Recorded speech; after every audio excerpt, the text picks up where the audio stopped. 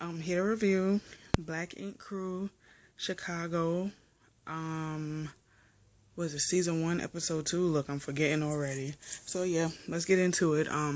Not really much happened this episode. It's basically a continuation from last episode, and they dealing with the fallout after the whole Don and Charmaine thing, and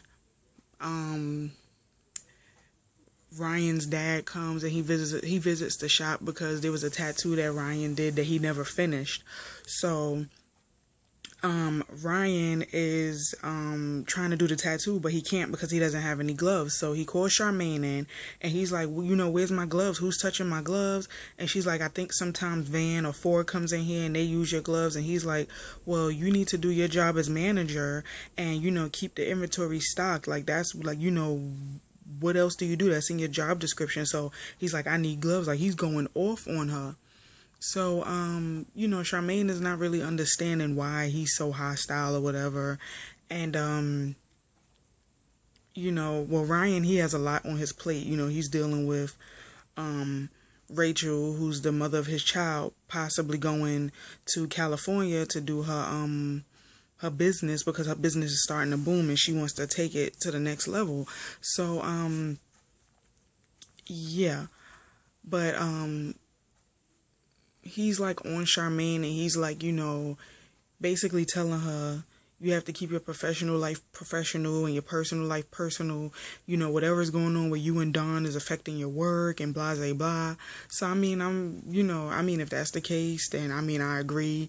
And, to, like, a certain extent, well, this is a tattoo shop, yes, but still, it's a place of employment. It's a place where people work. And, from what I see and from what I hear, when it comes to a tattoo shop, you have, you're a little bit more lenient because it's mostly, how can I put it? Depending on who owns the business, they're the ones who make the rules. So if it's a place where people come and they enjoy themselves, it's fun, but it's also work, it doesn't feel like work. So people are going to feel like they could be a little lax in their in doing their job. But, there's a time to play and there's a time to work. So I guess that's the point that Ryan was trying to make to Charmaine. But Charmaine is like, well, I don't know why he's, going so hard at me, about my job. I do my job with no problem. I'm a good manager, and if you don't feel like I'm a good manager, then why did you make me manager, So, but yeah, back to Ryan. Rachel approached Ryan and basically told him that she may move to, I think California to, get her business, elevated, and she's going to take the kids. Now, Ryan is, sad because he's never been away from his kids for, longer than a day, if that. So, it's going to be hard for him to deal with not seeing his kids on the daily, and it's going to be a tough situation. So, Ryan is dealing with a lot. He's dealing with a lot of pain, and he needs to figure out a way to let it go because it's gonna ruin him. Yeah, you being a tattoo artist is basically your distraction, your escape from everything, but your problems are still gonna be there. When you close up shop and you go home and you're by yourself in your thoughts, your problems are still gonna be there. So he needs he needs to get help. He needs to speak to someone. You lost your sister. You feel like you're about to lose your kids. So, it's a lot. And, I just hope he does get help. I hope he does,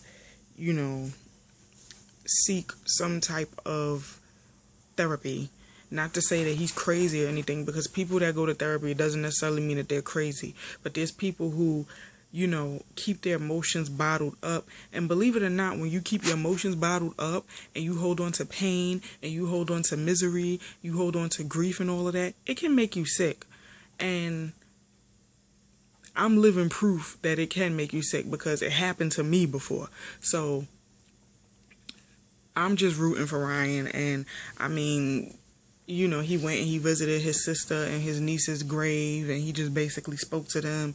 And he's like, well, Nova, you know, she's going to take the kids with her. What should I do?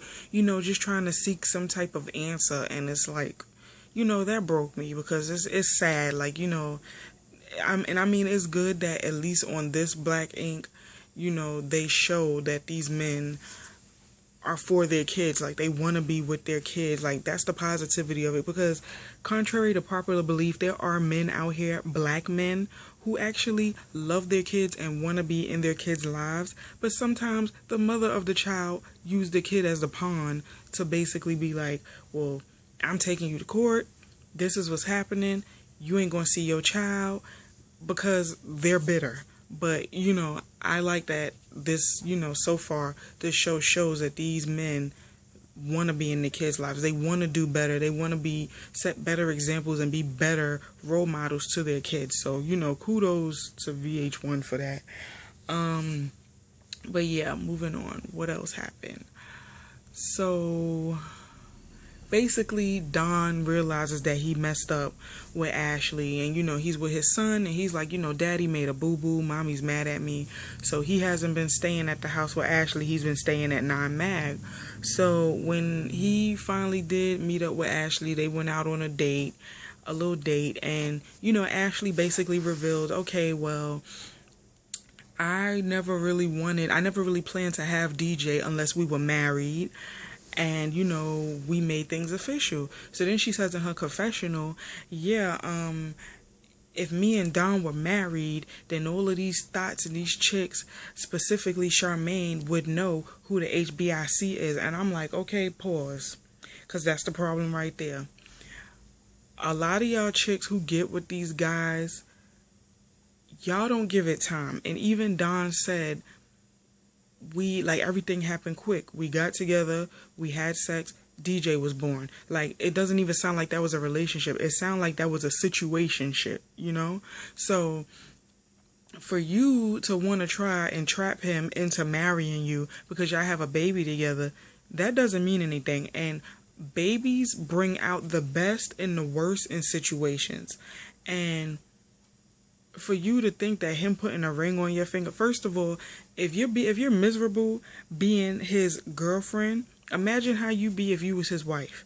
And if you really think that the fact that he has a ring on his finger and you have a ring on your finger and that's going to keep the women away, no. Because if a man wants to be kept, then he'll make it his business to want to be kept by you. He'll want to do everything he can to make you happy and to, you know, make the situation better to the effect of where y'all won't have any problems with infidelity and all of these chicks. Like, you can't keep a man who don't want to be kept. So for you to think that a ring is going to solidify your relationship and make everything peaches and cream, you are very delusional.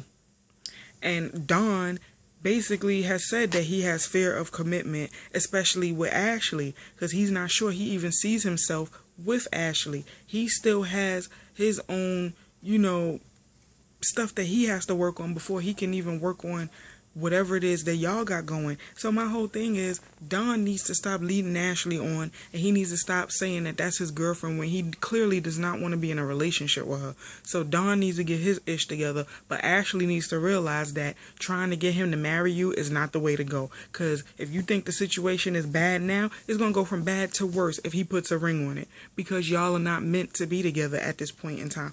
Yeah, y'all got a baby together, but there's a such thing as co-parenting, where you don't really have to have, the only relationship you have to have with each other is when it comes to that baby. Y'all don't have to be intimate. Y'all can be friends. Y'all can be cordial, but y'all don't have to, you know, be with each other. Y'all don't have to be boyfriend and girlfriend. Y'all don't have to have sex. Y'all don't, you know, that's what y'all are choosing to do, which is making the situation even more messy.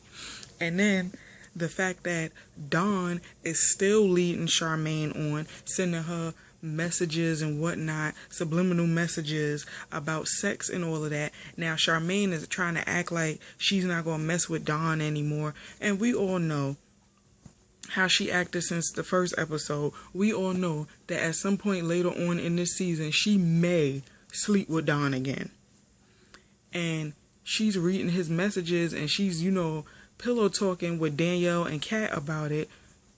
you're basically, entertaining the idea that you would get with Don again because of the mere fact of what he's sending you in the messages. And then she had the nerve to say that she wants to be treated like a lady when you just had sex with him in the bathroom of your place of employment like days prior. But now you want to be treated like a lady. No. No. First of all, you and Don ain't even together. You think in your mind that you and Don are dating, and him in his mind, he's just thinking, it's harmless it's harmless flirting. And that's where y'all are like different. Like that's what, and it's like, Charmaine, it's a little bit too late to be wanted to want to be treated like a lady. If you really want to be treated like a lady, you would stop messing around with Don and move on. Focus on your work. Move on to somebody who wants you and only you 100%. Screwing in a bathroom and then pillow talking about the messages that he's sending you. No, that's not the way to go. But anyway, so Charmaine is throwing Ryan a surprise birthday party, basically to cheer him up, make him feel better. And at the party, Danielle is basically like, I can see Charmaine, like I know when Charmaine is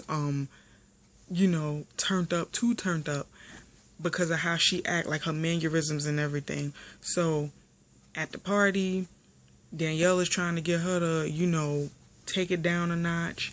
And at some point, her and Don, they converse about what happened and what's going on. And Charmaine is basically like, well, I knew nothing about your baby mama and all this stuff, so I just want you, like, since this is gonna be an issue, we should just leave each other alone and blah blah blah. I don't know for what reason why Don went off, but he was doing too much. Like he went from 0 to 100. Like he was like Incredible Hulk, or whatever. And I'm like, even when he had the conversation with Ashley, he was still lying to Ashley. He basically told her, no, we didn't have sex, we didn't do anything. And the same with Danielle. He's basically like, no, that's just my baby mama. And it's like, if it would be so much better if you were just like, yes, that's my baby mother. We live together. We still have sex. I don't want to be with her, but it is what it is. If he would have just kept it 100 with Charmaine, she wouldn't have the feelings that she felt. She would be like, okay, I can respect that. But you respect me enough to know that I'm going to leave you alone. We're not going to, be together because you're still in your situation with your baby mother. Instead, he wants to keep telling lie after lie after lie and then flip out on Charmaine like it's her fault. And I'm like, okay, this is just a mess. And then Forrest trying to calm him down. And he, no, like, just barking. And I'm like, okay, Don, you doing too much. But yeah, that was basically the episode. Next week looks like it's gonna be crazy because Charmaine and Ashley Ashley's gonna confront Charmaine again. It look like they gonna fight or whatever. But yeah, I mean, this was an okay episode. But you guys let me know what you think. Remember, like, comment, subscribe, tell a friend and tell a friend and tell a friend, and I'll see you in the next video, which should be Empire. I'm a little late with Empire and Black Ink. Rough week, but I will always try my best to catch up before the week is out. So again, like, comment, subscribe, and I'll see you in the next video. Later.